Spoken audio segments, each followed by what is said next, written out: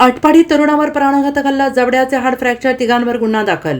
आटपाडी येथील सांगोला चौकात लघुशंकेसाठी रस्त्याकडेला थांबलेल्या तरुणाला किरकोळ कारणावरून तिघांनी बेदम मारहाण केली आहे.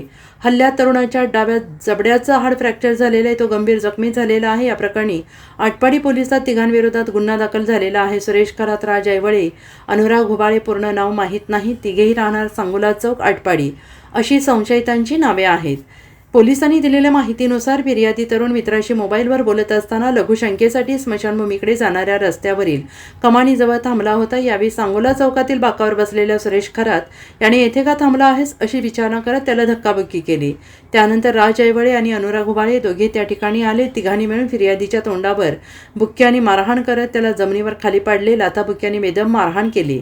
या मारहाणीत फिर्यादीच्या डाव्या जबड्याचे हाड फ्रॅक्चर होऊन तो गंभीर जखमी झाला आहे. या घटनेनंतर जखमी तरुणाने आटपाडी पोलीस ठाण्यात धाव घेऊन तक्रार नोंदवली आहे. त्यानुसार पोलिसांनी संशयित आरोपी सुरेश खरात, राज ऐवळे, अनुराग घुबाळे यांच्या विरोधात गुन्हा दाखल केलेला आहे. Bureau report, SBN Marathi, Atpadi.